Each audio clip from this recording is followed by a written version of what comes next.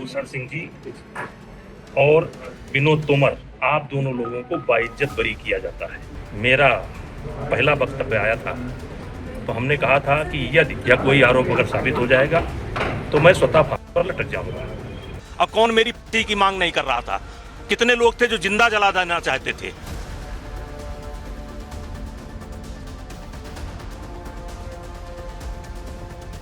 बहुत मजबूत आदमी है भाई, बहुत संकट इससे पहले भी देखे और सबसे बड़ा संकट काट के निकले हैं। यानी 127 तारीखें लगी, 32 गवाह पेश किए, एक नाबालिग पहलवान ने अपना मुकदमा वापस भी ले लिया। एक कुछ लोग होते हैं जो सच्चे भी होते और अपनी सच्चाई पर दबंग भी। कौन क्या कर लेगा मेरा, मैंने नहीं किया कुछ, ये वाला जो मसला है। तो ये जो कोरिलेशन है दीपेंद्र हुड्डा का, कांग्रेस का, ब्रिजभूषण शरण सिंह का, ये बहुत पुराना था और वो निकला 2023।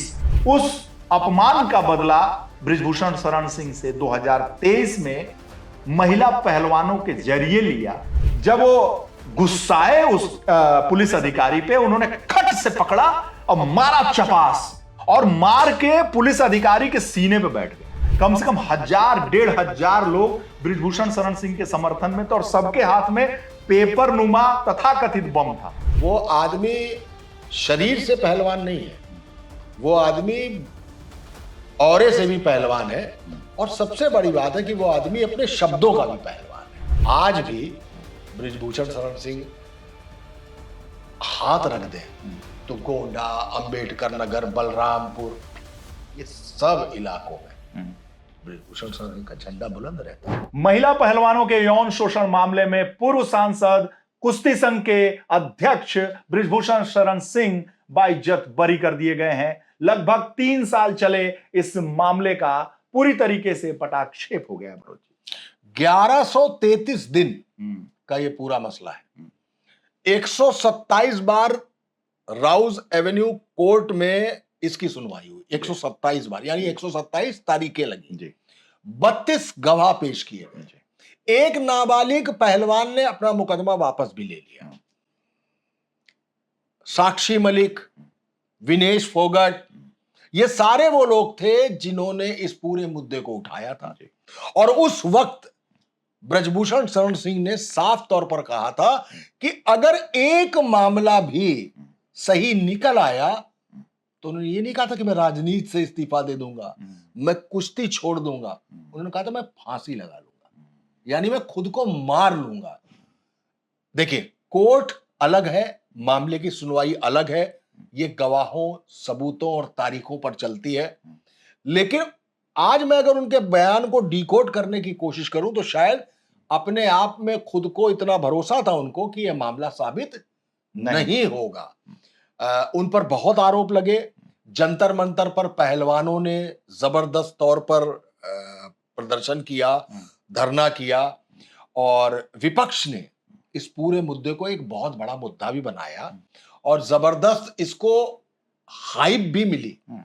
देखिए, मैं आपको एक चीज बताऊं, जिनके बाइज्जत बरी होने पर आज एक बात ये हो गई होगी ना कि अरे यार, तो जो विपक्ष है, जो इस मामले में इस तरफ से इन पर आरोप लगा रहा था, वो आज थोड़ा सा परेशान होगा। उसको लग रहा होगा यार ऐसा नहीं हो सकता। ये वैसे ही है कि जैसे कोलगेट हुआ, कोयला घोटाला, कितने हजार करोड़ का था, मैं आंकड़ा भूल गया। उस कोलगेट घोटाले के दौरान एक अन्ना आंदोलन हुआ। उस अन्ना आंदोलन में किरण बेदी भी थी, उस अन्ना आंदोलन में अरविंद केजरीवाल भी थे। इसके बाद बाबा रामदेव ने एक अलग आंदोलन साथ में शुरू किया। उसके बाद भारतीय जनता पार्टी की तरफ से पूरा आंदोलन को अलग से चलाया गया। एक माहौल बना, और उस माहौल के बाद आज की तारीख में अभी कुछ दिन पहले ही सारे के सारे आरोपी बरी हो गए। तो क्या जिसको कोर्ट ने कह दिया है, तो कोर्ट का फैसला तो सर आंखों पे, कोर्ट के फैसले से ही आज राम मंदिर बना हुआ है कि कोर्ट ने कहा कि तय होता है कि हाँ, यह मंदिर था, मंदिर बन गया। तो इस हिसाब से आज ब्रिजभूषण शरण सिंह जब बरी हुए तो उन्होंने अपनी उस बात को आज साबित किया कि लगता है वो कॉन्फिडेंट थे कि ऐसा कुछ होगा नहीं। कभी कभी कुछ मुद्दे लोग खेल भी जाते हैं, विपक्ष का कुछ मुद्दे खेलने के लिए भी बने होते हैं, उनको वो हाइप भी देते हैं। तो आज जब बरी हुए हैं तो उन्होंने कहा कि हुई है वही जो राम रचि राखा, भगवान ने जो तय कर रखा है वही होगा। तो भगवान ने, उनके हिसाब से भगवान ने तय कर रखा होगा। तो इस हिसाब से मुझे लगता है कि खुद को पॉलिटिकली खामोश करके साइडलाइन पे बैठे ब्रजभूषण शरण सिंह आज की तारीख के बाद राजनीति में फिर से एक बार सक्रिय होने की कोशिश करेंगे। बाकी आप बताइए। जिस तरीके से टिकट कटा उनका, उनकी जगह पे उनके बेटे को टिकट दिया गया जी, और स्वास्थ्य के लिहाज से, सक्रियता के लिहाज से, बिना सांसद रहे, बिना विधायक रहे, मंत्री रहे, उप मुख्यमंत्री, मुख्यमंत्री रहे, जिस तरीके से उनकी लोकप्रियता है वो जग जाहिर है। वो सक्रियता अब देखने को मिलेगी, निश्चित रूप से मिलेगी। उनका बेटा भी विधायक है। हाँ, बेटा विधायक भाजपा से ही है, भाजपा से विधायक है। उनको टिकट नहीं मिला था, लेकिन नहीं, उनको टिकट नहीं मिला, उनके बेटे को मिला था। और मुझे जहां तक जानकारी है जी, ये उन्होंने इनकार किया था कि मुझे टिकट फिलहाल न दिया जाए। ठीक, पार्टी ने तय कर लिया कि उनके बेटे को टिकट दिया जाए और उनके बेटे ने चुनाव जीता। ठीक, तो वो तटस्थ रहना चाहते जी कि भाई ऐसा कर लिया जाए जी। तो उनकी सक्रियता मिलेगी। जो उन्होंने कहा ना कि अगर ये इसमें एक भी बात साबित होगी तो मैं फांसी लगा लूंगा, ये बात तो विपक्ष के लिए कही ना उन्होंने। मुझे ये बताइए कि आज विपक्ष जिस मुद्दे से खेल रहा है, क्या ब्रजभूषण शरण सिंह ने उस आग से भी खेलने की कोशिश नहीं की क्या? वो विपक्ष का मुद्दा है राम मंदिर में चढ़ावा चोरी, ये तो भाजपा का मुद्दा था, भाजपा के फंसने वाला मुद्दा था। तो ब्रजभूषण शरण सिंह को तो भाजपा के साथ खड़े होना चाहिए था। ठीक, तब जबकि वो इन आरोपों में घिरे थे, सुनवाई पर सुनवाई हो रही थी और आरोप था महिला पहलवानों का यौन शोषण, वो भी ब्रजभूषण शरण सिंह पे। लेकिन इसी दौरान वो अगर इस पूरे मुद्दे पर लगातार ये कहते थे ये तो वहां से 4 साल से हो रहा है, इसीलिए हम मंदिर नहीं गए। उन्होंने कहा, इस बयान को खेला किसने? विपक्ष ने। उन्होंने कहा कि बहुत बड़े बड़े लोग इस चढ़ावा चोरी के पीछे शामिल है, मैं अगर मुंह खोलूंगा तो मेरी जान आफत में आ जाएगी। ये बयान किसने खेला? विपक्ष ने खेला। ब्रजभूषण शरण सिंह ने यह भी कहा, जब योगी आदित्यनाथ ने कहा कि हनुमानगढ़ी की सीढ़ियों पे जब नमाज की गई थी तो समाजवादी पार्टी के समय में की थी, ब्रजभूषण शरण सिंह ने साफ कहा कि उन सीढ़ियों पर नमाज कभी नहीं पढ़ी गई। बिल्कुल सही है, कभी नहीं पढ़ी गई, बल्कि वो बहुत कई बीघे का पूरा जो उसका परिसर है उसमें जो धर्मदास, ज्ञानदास, उनकी उस पर अखाड़े में उनके घर पर वो नमाज पढ़ी गई थी। ब्रजभूषण सिंह की ये जो क्लैरिटी है ये मुझे बहुत प्रभावित करती है। आज कोई सोचेगा कि अरे यार आप ऐसी बात कर रहे हो, मैं बता तो रहा हूं कि ये तो सारे बयान भाजपा के खिलाफ हैं, ये सारे बयान ट्रस्ट के खिलाफ हैं। ट्रस्ट के खिलाफ है तो ये सारे बयान संघ के खिलाफ हैं। ट्रस्ट किसने बनाई? केंद्र सरकार ने बनाई है, इसका मतलब केंद्र सरकार के खिलाफ है। लेकिन खुद का बेटा सांसद है भाजपा से, खुद का बेटा विधायक है भाजपा से, और खुद फंसे हुए उस मामले में, लेकिन फिर भी बोल रहे हैं। ये जो आदमी इस तरीके से अपने ही सिस्टम के खिलाफ बयान देता है, जब जो सच बोल रहा है, इसका मतलब मुझे कहीं से समझ में आता है कि उस समय भी उनको सच्चाई पता थी, उस समय भी उनको ये विश्वास था, ये कॉन्फिडेंस था, आई एम क्लियर, मुझे मालूम है कि मैंने ऐसा किया ही नहीं। जैसे एक उदाहरण आपको और दूंगा, अभी मुक्तेश्वरानंद ने एक बयान दिया कि हम कभी उस मुद्रा में आए ही नहीं, जब यौन शोषण का उन पटकों का आरोप लगा, हम कभी उस मुद्रा में आए ही नहीं, तो कितने कैमरे लगे हों, हमारी वैसी कोई रिकॉर्डिंग ही नहीं होगी, हम मुद्रा में ही नहीं, मुद्रा समझ रहे हैं, यौन शोषण की मुद्रा। तो कितना कॉन्फिडेंस था अभी मुक्तेश्वरानंद के अंदर।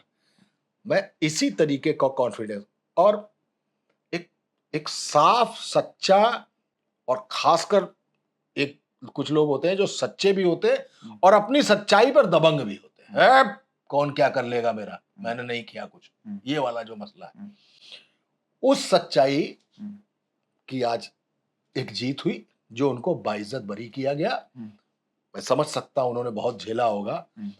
जरा सा सोच लीजिए कि अगर ये फैसला उल्टा हो गया होता, लेकिन होता कैसे, कोई सबूत होता तो ना, कोई बयान इस तरीके का होता तो ना, लेकिन अगर हो गया होता तो कहां गया होता मसला। ये पूरा मसला एक तरीके से राजनीति से ओतप्रोत, वो कहते थे हमेशा कि राजनीति से ओतप्रोत है।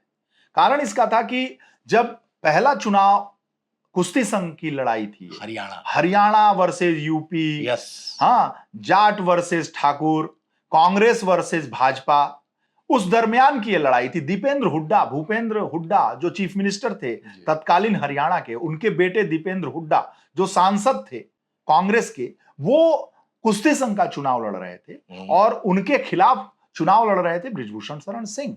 ऐसे में दीपेंद्र हुड्डा वो चुनाव नहीं लड़ पाए, उस चुनाव को छोड़कर जाना पड़ा उनको, दीपेंद्र हुड्डा को। और दीपेंद्र हुड्डा इस पूरे यौन शोषण वाले मामले में आपने देखा होगा कि कई बार नाम आया और विनेश फोगाट को कांग्रेस के टिकट पर चुनाव भी जीती, विधायक हैं अभी, मौजूदा विधायक हैं, और अपनी पोजीशन क्लियर कर दी उन्होंने। दीपेंद्र हुड्डा का पूरा समर्थन था और इस पूरे आंदोलन, जो जंतर मंतर का आंदोलन था, वो दीपेंद्र हुड्डा और सभी लोगों का एक समर्थन था और उस आंदोलन के पीछे उनका एक पूरा सहयोग था। तो ये जो कोरिलेशन है दीपेंद्र हुड्डा का, कांग्रेस का, बृजभूषण शरण सिंह का, ये बहुत पुराना था और वो निकला 2023 में, जनवरी 2023 में। जैसा कि बृजभूषण शरण सिंह और उनके लोगों का ये कहना है कि दीपेंद्र हुड्डा ने उस अपमान का बदला बृजभूषण शरण सिंह से 2023 में महिला पहलवानों के जरिए लिया। अच्छा, ये मेरा कहना नहीं है, ये ऑन रिकॉर्ड बृजभूषण शरण सिंह का कहना है कि दीपेंद्र हुड्डा ने मेरे उस बदला लिया। साल 2011-12 की वो घटना है, कॉन्स्टिट्यूशन क्लब की वो घटना है जिसमें चुनाव हो रहा था भारतीय कुश्ती संघ का और उसमें दीपेंद्र हुड्डा भी प्रत्याशी थे अध्यक्ष पद के, बृजभूषण शरण सिंह भी प्रत्याशी थे अध्यक्ष पद के, और उस चुनाव में बहुत लड़ाई हुई थी, झगड़ा हुआ था। और मुझे याद है उस दरमियान कि उस चुनाव में एक डीजीपी थे, एक पुलिस के बड़े अधिकारी थे छत्तीसगढ़ के बड़े अधिकारी थे पुलिस के, और वो छत्तीसगढ़ कुश्ती संघ के उपाध्यक्ष या अध्यक्ष थे, वो भी आए थे, वो दीपेंद्र हुड्डा के समर्थन में आए थे और वो जो है वो बहुत कुछ दीपेंद्र हुड्डा के पक्ष में बोल रहे थे और चुनाव न हो सके इसको लेकर वो विघ्न बाधा डाल रहे थे। आज भी मुझे याद है कि एक दांव कुश्ती में होता है चपास या छपास कुछ करते हैं, अच्छा चपास, वो बृजभूषण शरण सिंह बहुत अच्छा कुश्ती लड़ते भी हैं, वो कुश्ती संघ के अध्यक्ष ही नहीं रहे, वो पहलवान, हाँ, उस पहलवान भी हैं। वो जब बचपन से पहलवानी का शौक है तो उस डीजीपी को जो 6 फुट 2 इंच के होंगे, डीजीपी या एडीजी रैंक के अधिकारी थे, डीजी रैंक के अधिकारी थे,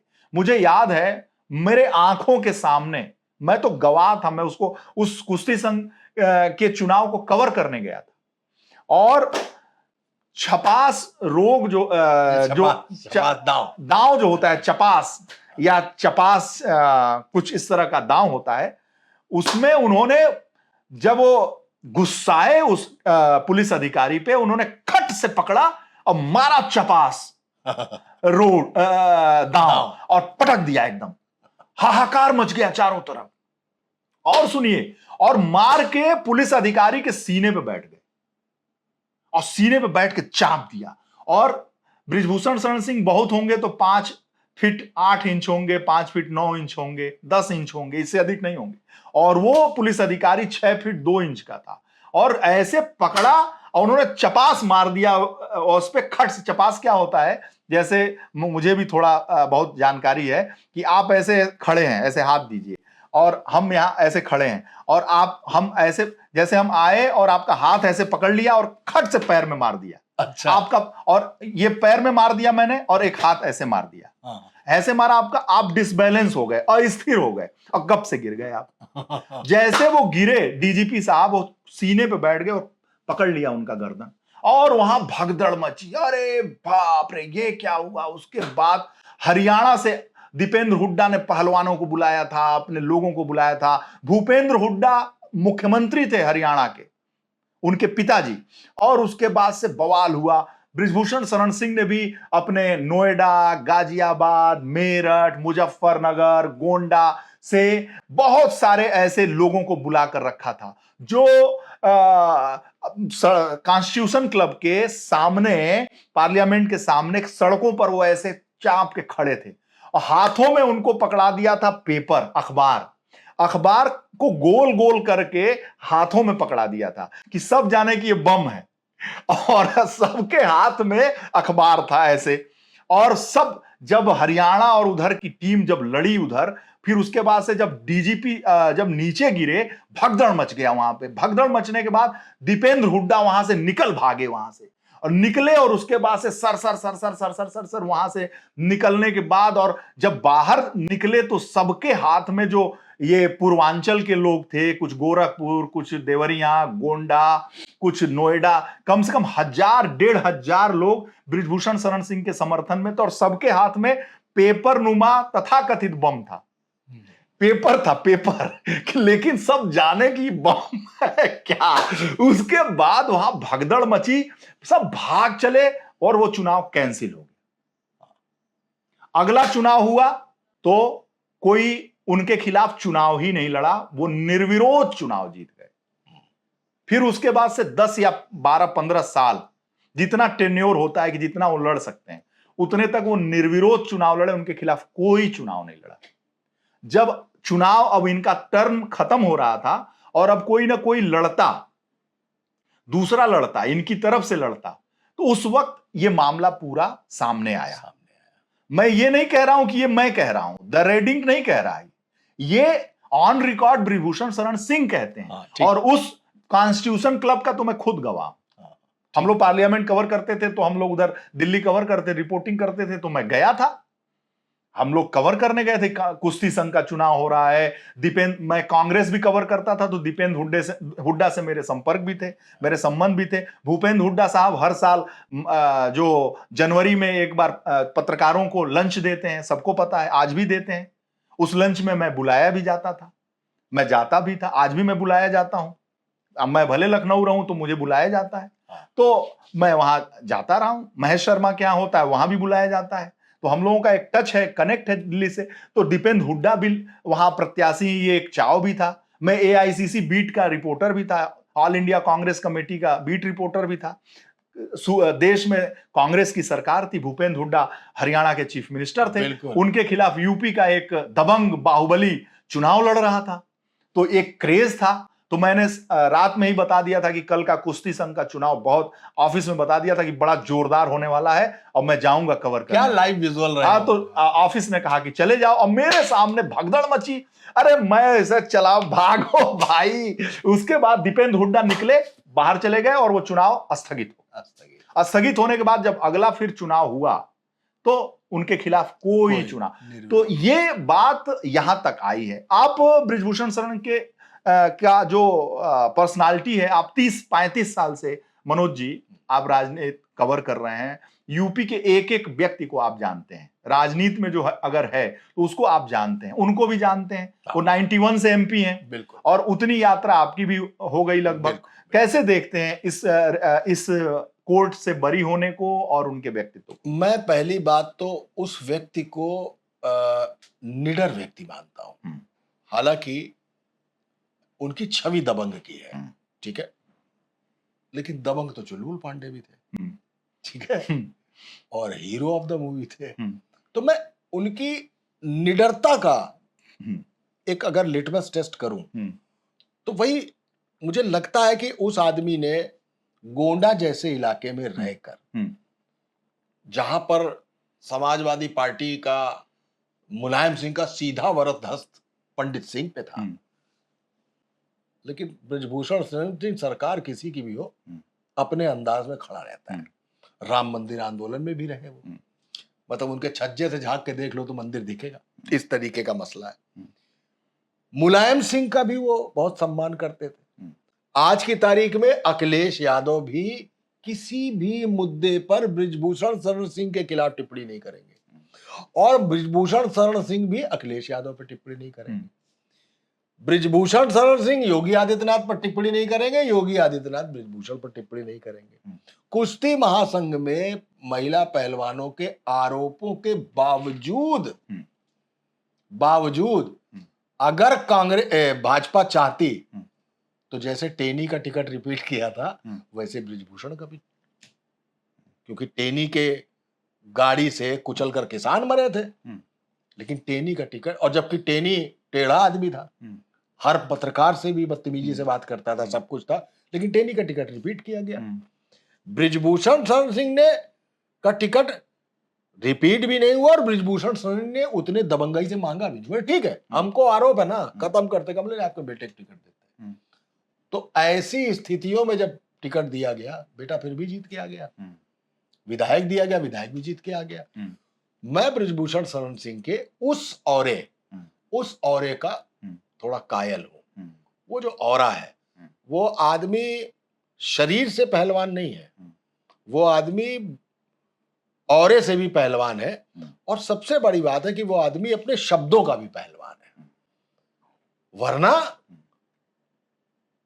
मोदी और अमित शाह वाली भाजपा में जिनके नाम पर राम मंदिर का चंदा चोरी जिनके लिए मुसीबत बन गया हो, कि मोदी और अमित शाह ने चंदा चोरी नहीं किया है ना, लेकिन मंदिर तो एक बहुत बड़ी चीज है भाजपा के लिए, वहां पर इस तरीके का बयान देना, वहां पर सच्चाई पर खड़े रहना कि भाई वहां 4 साल से सब कुछ हो रहा है, तभी हम भी मंदिर नहीं गए। छाती ठोक के वो आदमी कह रहा है कि हम राम मंदिर नहीं गए जब से बना है। दम देखिए, छाती ठोक कर वो आदमी कह रहा है कि हम बड़े बड़े शामिल, हम नाम नहीं लेंगे वरना हमारे ऊपर बात आ जाएगी। दम से कह रहा है भाई वो आदमी, और कोई उनको चुप कराने वाला भी नहीं है कि किसी ने ये कोशिश की होगी चुप करा दे उनको। कोई प्रदेश का मुख्यमंत्री कह रहा है कि भाई यहाँ पे हनुमानगढ़ी की सीढ़ियों पे, वो आदमी उस बात को कह रहा है कि सीढ़ी पे नहीं हुआ, और उसने को क्लासिफाई भी किया कि सीढ़ी पे नहीं हुआ, उनके यहाँ हुआ था। जो पूरा परिसर है उस परिसर में, सीढ़ी पे नहीं हुआ था। यानी वो आदमी, मतलब इतनी बातों से खुद जब आदमी फंसा होता है ना, तो सोचता है कि यार हम सरकार के खिलाफ कुछ ना बोले, हम सरकार के ऐसे, पार्टी के ऐसे किसी मुद्दे पे अपने आप को ना फंसाएं। क्यों? हमारा केस फंसा हुआ है, हमारा केस फंसा है, हमको ऐसा कोई काम नहीं करना चाहिए। यानी वो आदमी अपने आप को शिथिल करके चुप रह के इस जुगाड़ में लगता कि कैसे भैया हम बच जाए किसी पे। लेकिन ऐसे माहौल में भी अगर वो बोल रहा है जहां किसी की हिम्मत नहीं हो रही है बोलने की, वहां बोल रहा है, और तब जबकि उसकी 2 कमजोर नसें हैं, एक बेटा सांसद, एक बेटा विधायक है, ये भी कमजोर नस है, उसको वो कमजोर नस नहीं मान रहा। तो फिर ऐसे बयान पे कोई विपक्ष उनको घेर नहीं सकता, वो तुरंत पलट के कहते हैं यार मंदिर पर बयान दे रहे हैं और तुम हमको बता रहे हो कि ऐसा नहीं ऐसा। तो वो इस मामले का मैं कायल हूं उस व्यक्ति का, इस मामले में उस व्यक्ति का मैं फैन हूं। अच्छा मनोज जी, पत्रकार को इतनी ताकत कहां से आती है, इतना जज्बा कहां से आता है? ये डीएनए की बात है, आदमी में डीएनए में चीज होती है। जैसे इंदिरा गांधी में डीएनए था, जवाहरलाल नेहरू में तो मान लिया कि गांधी जी ने उनको चुना और बना दिया, लेकिन दम वाले डीएनए पे कौन याद किया जाता है? सरदार वल्लभ भाई पटेल है। जवाहरलाल नेहरू सॉफ्ट आदमी हो सकते हैं, लेकिन इंदिरा गांधी का डीएनए आयरन लेडी, बहुत बढ़िया। भारत पाकिस्तान के 2 टुकड़े कर दिए, बांग्ला से इधर किया। ये आदमी में डीएनए से आता है। आप नरेंद्र मोदी को उठा के देख लीजिए, डीएनए से ताकत। अमित शाह में देखिए, अमित शाह में आपको दिखेगा। मतलब जो आदमी रथ में पीछे बैठ के थर्मस से पानी निकाल के अडवाणी जी को पिलाता हो, वो आदमी मुख्यमंत्री रहा, दबंगई से मुख्यमंत्री की और दबंगई से देश का प्रधानमंत्री है। वैसे ही अमित शाह, वैसे ही मायावती, वैसे ये डीएनए वाला मामला है। योगी आदित्यनाथ, हाँ योगी आदित्यनाथ, हाँ बिल्कुल सही है। अब आप योगी आदित्यनाथ को देख लीजिए कि योगी आदित्यनाथ अगर सेंटर हर 6 महीने में सुर्रा छूटता है कि योगी हटाएगा, योगी हटाएगा, योगी हटाएगा, होता है ना, एक टसल तो चल ही रही है। लेकिन योगी आदित्य, केंद्र सरकार जाति पर चुनाव लड़ने का भी प्रोग्राम कर रही है, यूजीसी और जातिगत जनगणना और सब कुछ करके। योगी आदित्यनाथ बटोगे तो कटोगे, तो अपने ही स्टाइल में। ये डीएनए का मसला है। मुलायम सिंह यादव, मुलायम आप ऐसे बहुत कम मिलेंगे, लेकिन आपको, क्योंकि पॉलिटिक्स में अगर किसी पार्टी में आप गए तो आप लच के चलते हैं, झुक के चलते हैं, कम से कम अपने पार्टी प्रमुख या पार्टी के फंसने वाले मुद्दों में तो खुद को नहीं फंसाते हैं। ये डीएनए का मसला है। कुछ लोग होते हैं ऐसे जो बन जाते हैं, तन जाते हैं, खड़े हो जाते हैं, वो मसला है। वहां पे बृजभूषण शरण सिंह भाजपा ही नहीं दिखते।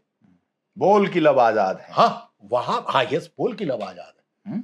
वो उनकी बात, क्या लाइन है वो? हाँ हाँ, मैं उसको भूल गया हूँ। बोल की लब आजाद है तेरे, हाँ दिमाग से एकदम से उतर गया है, आपने बीच में एकदम से बोला। तो उस मामले में वो आदमी भाजपा ही नहीं दिखता, उस मामले में ठेठ पहलवान दिखता है, और पहलवान होता ही ऐसा है। उसको तो किसी तरीके से कैसे पटकना है, बस ये जानना चाहता हूं। कौनो पहलवान आ जाए, हम ऐसे ही रहेंगे। उस स्टाइल का नेता है बृजभूषण शरण सिंह। आज भी बृजभूषण शरण सिंह हाथ रख दे तो गोंडा, अंबेडकर नगर, बलरामपुर, ये सब इलाकों में बृजभूषण शरण सिंह का झंडा बुलंद रहता है। बृजभूषण शरण सिंह की अपनी बनाई हुई जमीन है। वो आदमी अयोध्या का मंदिर नहीं जाता और कहता है कि हम नहीं गए, हम किसी वजह से नहीं गए। 4 साल से वहां ये सब कुछ हो रहा है। कौन बोलता है? विनय कटियार बोलते हैं। मैं विनय कटियार को मान के चलता हूं, भाजपा ने उनको हाशिए पे डाल रखा है। बृजभूषण शरण सिंह को हम हाशिए पे नहीं मान सकते। क्यों? उनके बच्चे भाजपा के सांसद और विधायक हैं, यहां वो हाशिए पे नहीं। उनके बेटे कोई टाइट कर दे, मना करो पिताजी से। क्या नरेंद्र मोदी क्या बृजभूषण शरण सिंह से बात नहीं कर सकते? 2 मिनट में कहेंगे क्या कर रहे हैं आप, छोड़ दीजिए। विनय कटियार के पास नरेंद्र मोदी का फोन है, बृजभूषण शरण सिंह के पास इस मुद्दे पे कोई फोन नहीं किया। वो जानते क्लियर कट आदमी है। और कभी कभी क्या होता है, हम आप ऐसा सोचते हैं कि ये जमाना नहीं है, और खासकर पॉलिटिक्स में तो जमाना नहीं है कि आप साफ बोले। लेकिन कुछ कुछ का साफ बोलना, कुछ लोगों का साफ बोलना किसी की पर्सनल प्रॉपर्टी हो जाता है, वो पार्ट एसेट हो जाता है। ये बंदा साफ बोलता है, इसको जो कहोगे साफ बताएगा कि ऐसा करिए, ऐसा मत करिए। ये वाला मसला है, वो है बृजभूषण शरण सिंह। और कोर्ट के इस फैसले के बाद राजनीति कैसे बदलेगी यूपी की? यूपी की राजनीति में बृजभूषण शरण सिंह ने जो खुद को हाशिए पे कर रखा था, खुद को हाशिए पे नहीं कर रखा था, इसको आप कह सकते हैं कोई आदमी विपश्यना में चला गया कि अब नहीं बोलना है, अभी कुछ नहीं बोलना, हमें अपनी राजनीतिक महत्वाकांक्षा को किनारे रखना। अब जब राजनीति में आएंगे तो पहली बात, वो सर्वप्रिय नेता है। आप उनको सिर्फ ठाकुर नेता नहीं कह सकते, वो सर्वप्रिय नेता है। वो सक्रिय होंगे तो पूर्वांचल का ये जो सरयू वाला पूरा इलाका है, मतलब मैं आपसे बता रहा हूं कि अयोध्या पर भी फर्क पड़ सकता है बृजभूषण शरण सिंह के बरी होने के बाद। अब वो आदमी खुलकर मैदान में आ सकता है, तो उस पर भी फर्क पड़ सकता है। इसलिए अयोध्या का नाम ले लो कि अयोध्या की सीट हम हारे हुए हैं, भाजपा हारी हुई है, तो उसका फर्क पड़ सकता है। बृजभूषण शरण सिंह सक्रिय राजनीति में पूरी तरीके से, सक्रिय कभी नहीं किया उन्होंने, लेकिन अब खुलकर सामने आना शुरू करेंगे। अब बरी हो गए तो बेदाग हो गए, बेदाग हो गए तो संभवतः पार्टी उनको कुछ बागडोर सौंपे, कुछ काम सौंपे, इस तरीके से वो सामने आएंगे। मजेदार है, उत्तर प्रदेश का चुनाव लगातार मजेदार होता जा रहा है, और ऐसे में ये खबर आना अपने आप में एक बड़ी खबर है। और ठीक है, बरी होना उनको मुबारक हो। बहुत बहुत धन्यवाद। बहुत बहुत धन्यवाद।